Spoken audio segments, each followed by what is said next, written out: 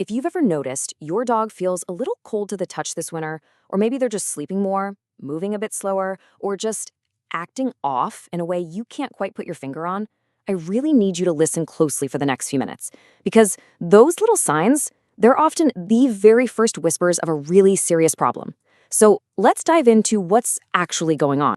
Here's the thing that gets me, and it's something vets see all the time. One silent winter mistake could already be putting your dog's life in danger. And the worst part is, most dog owners don't even realize it's happening until it's way too late. And this is what's truly alarming.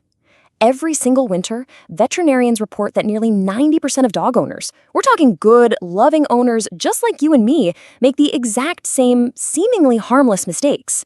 These are things that look totally normal on the surface, but they carry these hidden and sometimes deadly risks. So that's what this is all about.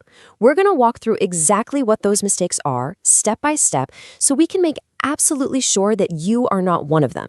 You're their family, you're their protector, so let's get you the information you need to keep them safe. All right, first up, let's tackle some of the biggest and most common misunderstandings people have about dogs and the cold itself. Okay, this brings us to mistake number one, and it's a big one. Just assuming a dog's fur is a perfect built-in winter coat. On the left, you see the myth we all kind of want to believe, but on the right, that's the vet's reality. A dog's fur is just not reliable insulation against prolonged cold. They lose a ton of body heat through their paws, their ears, their nose, and even their belly. And sure, short-haired dogs, older dogs, and little puppies are extra vulnerable, but even dogs with super thick coats can really suffer.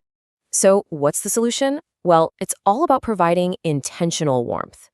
Vets recommend these really simple but critical things, like having insulated spots for them to rest, soft, warm bedding, and even getting their bed up off the ground, because those cold floors can just suck the heat right out of them.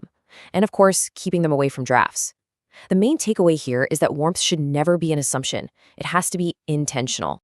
This leads us right into the next mistake, believing that dogs who spend a lot of time outdoors can just handle the winter. This idea usually comes from not quite understanding hypothermia. As you can see, it's a super dangerous drop in body temperature. And here's the kicker. It can happen even when it's above freezing outside, especially if there's any wind or moisture in the air. For any dog that gets left outside for too long, the risks are they're severe. Vets are constantly warning about frostbite on their little ears and tails, the absolutely deadly risk of antifreeze poisoning from spills on the ground, and painfully cracked paw pads that can easily get infected. Honestly, the message from veterinarians is more like a desperate plea. Please just bring your dogs inside during the winter. Their survival instinct is simply not enough to protect them from our modern world. Okay, let's move on. In this next section, we're going to see how sometimes our best intentions to keep our dogs warm and cozy can actually backfire. We're going to look at some of these cozy but pretty dangerous habits. And this brings us to a really sneaky one. Turning up the heat inside, but completely forgetting about water. This here shows you exactly how dehydration quietly develops. First, that indoor heating dries out the air. Then, you've got the fact that dogs just naturally drink less when it's cold. This forces their kidneys to work way, way harder. And the most dangerous part? Serious damage can start long before you ever see a single symptom. And it's no joke. Vets see a huge spike in cases of kidney strain and urinary tract infections every single winter, all because of this one simple mistake. The solution, thankfully, is so easy. Just have multiple water bowls around the house and make sure that water is always fresh and clean. Hydration is absolutely life-saving in the winter. A veterinarian shared this absolutely heartbreaking story.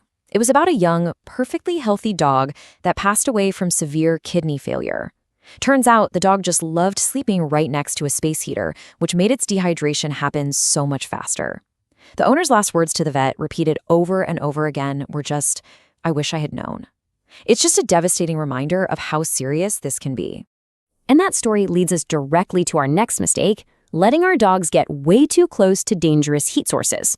On the left, you see the usual suspects. The thing is, dogs don't always feel slow-developing burns under their fur until the damage is already done.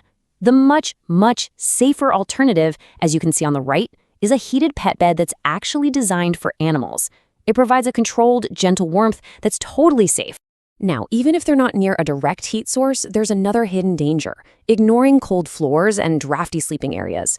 Think about it. A dog resting on a cold tile floor or near a drafty door is experiencing this slow, constant drop in their body temperature. And for dogs with arthritis, this can cause major winter flare-ups of joint pain and stiffness. It might just make them seem lazy when, in reality, they're in a lot of pain. All right, in this next section, we're going to cover some of the more subtle dangers. The things you might be missing that vets see all the time. This is so important. A huge mistake is ignoring those subtle little changes in your dog's behavior. On the left is what we might see, right? Oh, my dog is just being lazy today. But on the right, that's what a vet immediately starts to suspect. These tiny shifts are often the very earliest warning signs of a serious problem. Remember this: dogs don't cry for help, they whisper, and we have to be listening. And those whispers are often related to these hidden winter health issues. This brings us to the next mistake: skipping winter vet visits.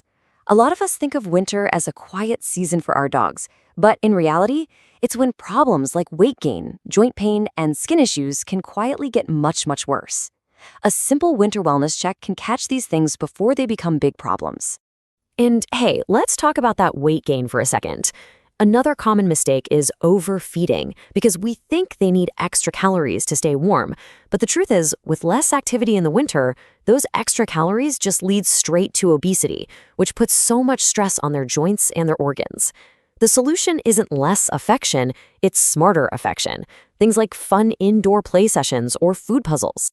And finally, there's a mistake that's not about physical health, but it's just as important: forgetting their need for emotional warmth. The shorter days and bad weather mean less stimulation, less exploration, and less novelty in their lives. Vets and dog behaviorists actually see a real rise in anxiety and depression in dogs during the winter. They need routine, they need play, and they need that connection with you more than ever. So, what does this all mean for you? After hearing all this, you might be feeling a little overwhelmed, but don't be. Let's pull everything we've learned together into a clear, totally doable plan. This is your winter protection plan. Okay, here it is, your winter action plan. It's all about providing safe and intentional warmth, not just assuming their fur is enough. It's about encouraging them to drink water every single day. It's about watching their behavior closely for those little whispers that something might be wrong. Keep their routines as consistent as you can, schedule that winter checkup, create those cozy draft-free spaces, and most importantly, make time to play and connect with them. You see? These are not big, complicated changes, but I promise you, they have an absolutely enormous impact on your dog's health and happiness. The most important thing to remember is that you are not powerless here. You are your dog's protector. If this explainer helped you see winter in a new light, please consider joining our community of caring owners. For more vet fact tips to keep your best friend safe and happy for years to come, subscribe to the Love Dogs channel. We'll leave you with this one final thought to take with you. Now that you know better, how will you be your dog's protector this winter? Because the love and care you show them today could mean so many more warm, happy winters together.